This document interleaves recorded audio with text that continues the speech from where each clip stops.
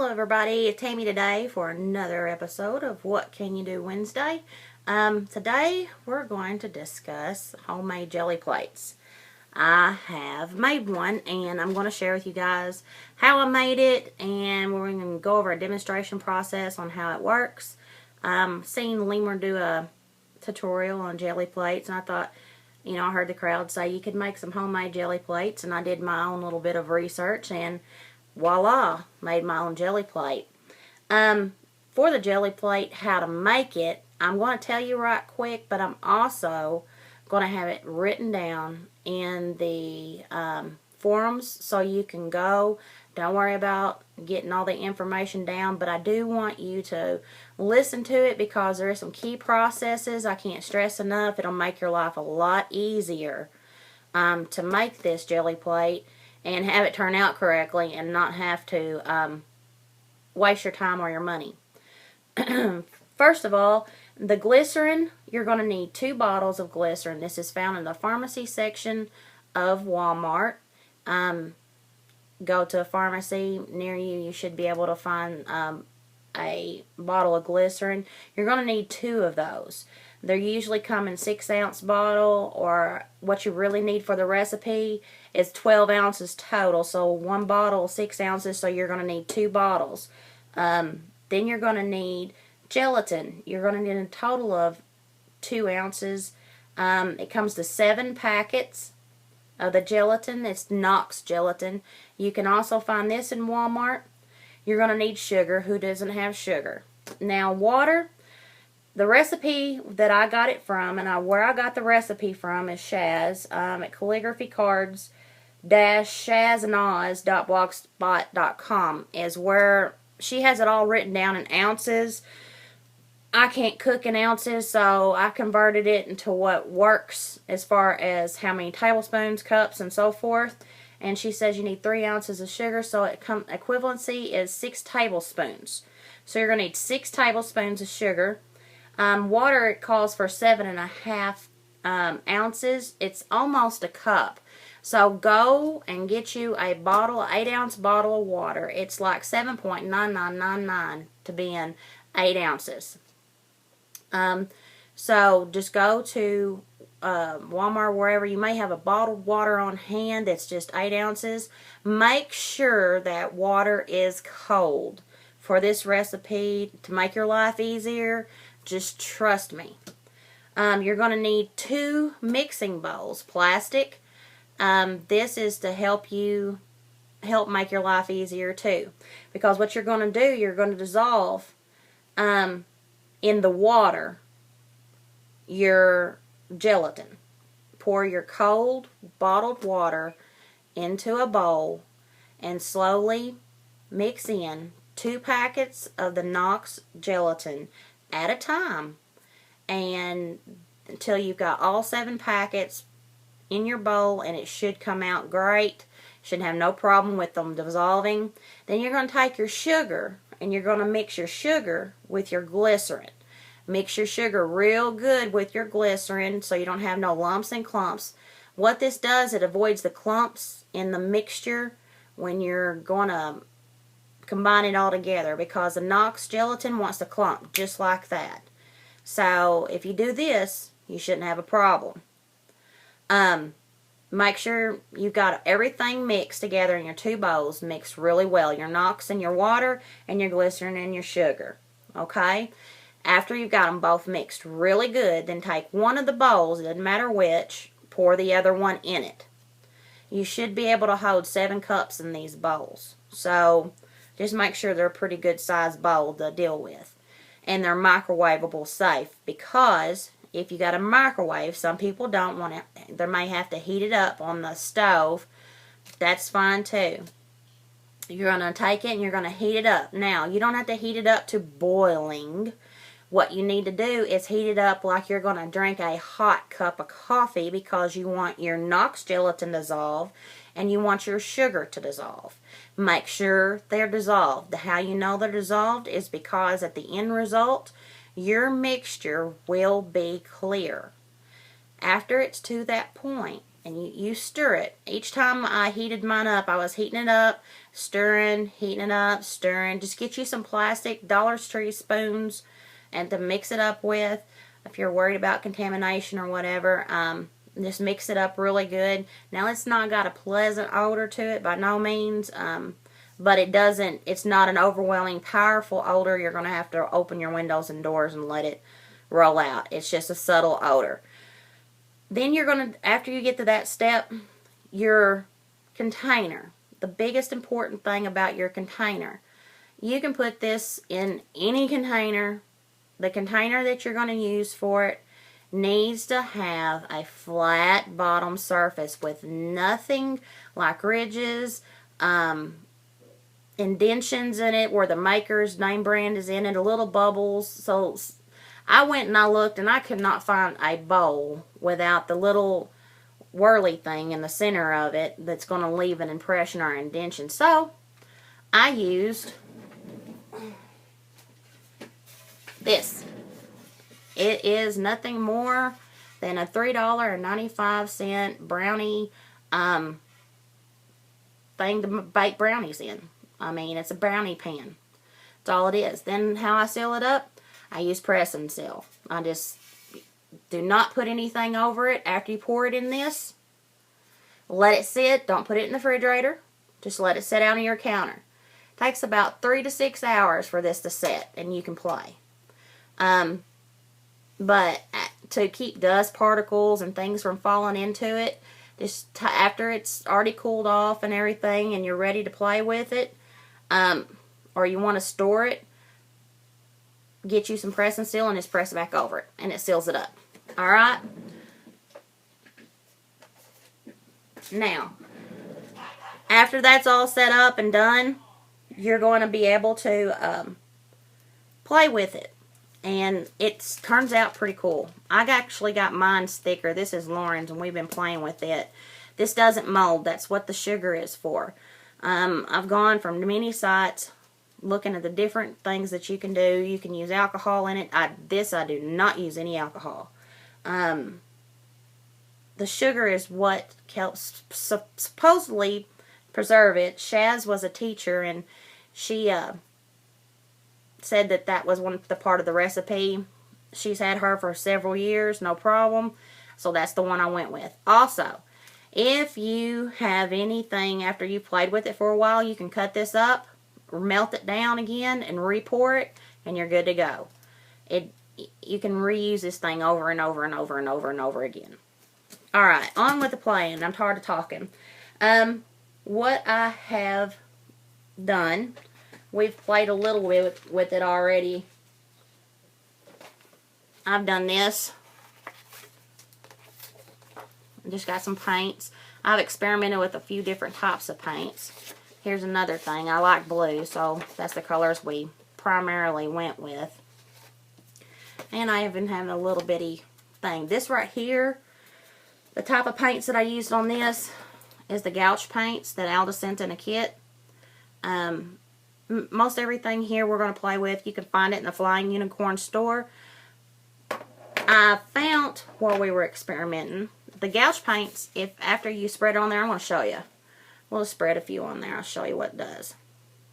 Because this is all about layering anyways, as far as what you're going to do with it. So, I got a blue. I got a yellow.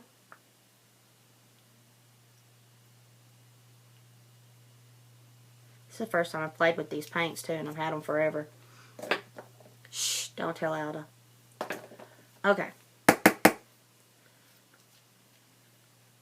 And here's some white. Now, I'm going to take this and use a brayer. I think it's really cool how everything comes out with a different effect every time. So no two designs are exactly alike. Now, where's my water bottle that I just had? I've hid it for myself. No, I didn't. There it is. The gouache paints, I'm not even sure I'm pronouncing that right. You can dilute down with water. So I'm going to take this and dilute it down.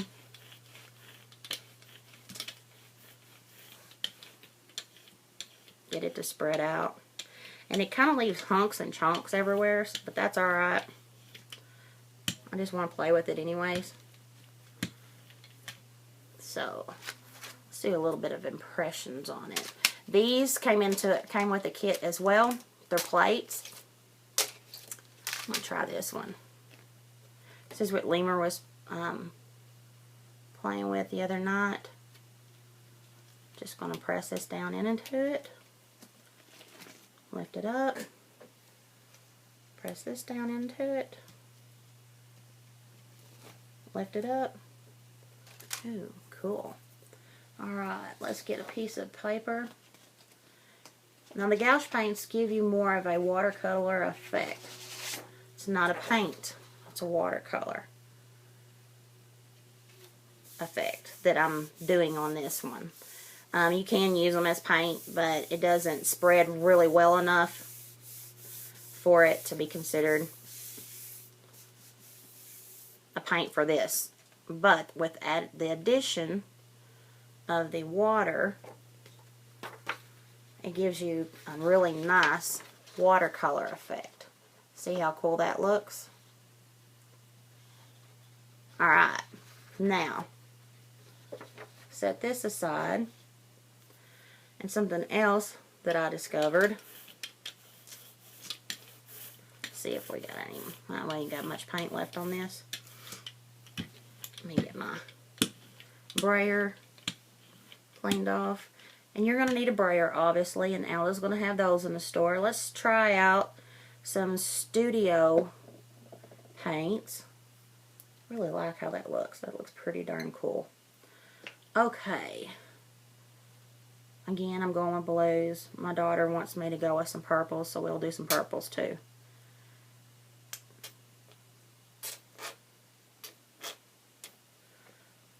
The Claudine Helmuth paint that we got in the Flying Unicorn store works really well with this. Let's try a little. Well, I don't know if I want to use pink just yet.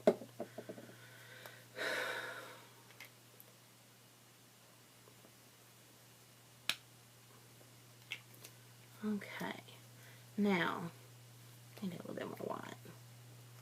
Lauren wanted to see some purple in here. So, I'm going to use the Lumiere paints that we have in the Flying Unicorn store.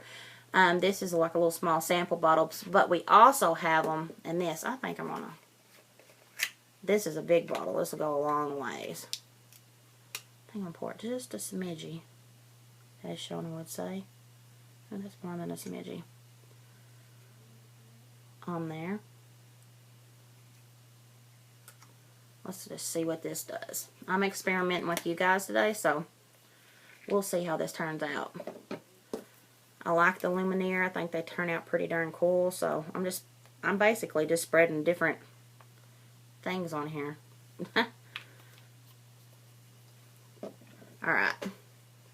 So, we're going to spread this down and see how this looks. And you're just spreading. Just take your brayer and spread around. Alright, now got that nice and spreading out. Clean out my, I think I want to do. Lauren also likes these gears here, so we're going to throw some gears down.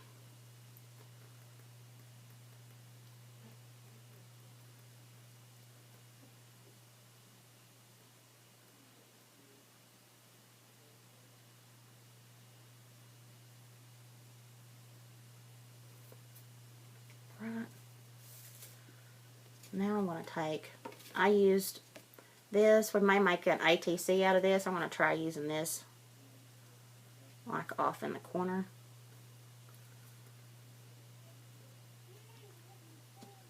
because all you're doing is pressing down and getting designs. Oh, that turned out cool. Alright. Let's go for another, shall we? I'm going to head and do it again. Like so.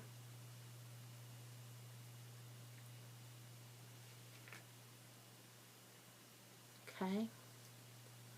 Now I'll lift this up and move it down here. And let's get us a sheet of paper. Let's just see how this is going to look. I'm just experimenting. That's all you're really doing with these. Alda has the mini gears. Their Crafter's Workshop mini gears in the Flying Unicorn store. See, that's how that turned out. Looks pretty darn cool.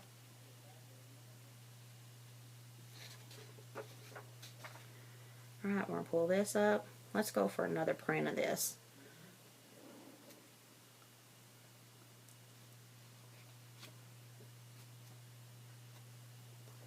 Just go for a regular old print.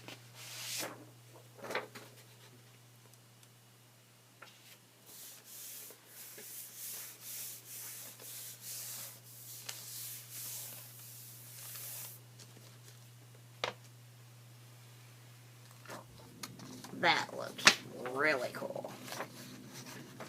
That's the final print that I got from that. So these all work. The Lumineers, the Claudine Helmuth, the gouache paints work. Last closing little tidbits to let you know. Clean up is a snap on these. No big deal. You're just spraying with water. Get you a baby wipe. Wipe them down. And then put them back in your container. Now, when you're putting them back in your container, especially if you decide you want to use a baker's, I guess what I use basically, a brownie baking tin type thing, make sure that it's the stick proof. They're only like $3 for that. I mean, you may have one on hand. I don't know. If you want to store it in it. I was looking for cheap, cost effective. I mean, you know, in essence, it costs about $15 for me. Not saying for everybody, because I know prices kind of vary everywhere. But for me, it cost me like $15 to make this. And this is the size that I got. I didn't want anything elaborate and expensive. The basis is to make sure that bottom part is smooth. Just going by what some of the things have been said on them that I've looked online. You want to clean it up. Just store it covered with your pressing seal. And again, if you get any indentations in it, it won't fit very well back into your container. I know, because this one, it felt like it was a little bit too long when you pull it out. It's okay. Just make sure your bottom surface is in there the best you can. And if it bends like this going into the pan, it's alright. It didn't do nothing to this one. Didn't affect its usefulness at all. That's about how thick it is. And if it messes up on me, I can take it and cut it up and remelt it. Okay, well, this is Tammy signing off with you today. Oh yeah, well, before I leave, it says online you might want to use some wax paper underneath it, parchment paper underneath it. That's going to create little bubbles in the bottom of it, so I don't really know why they wanted you to use that. But anyways, I've just done a little bit of research. So, we're all done today, and thank you very much for joining me, and have a great week, y'all. Bye.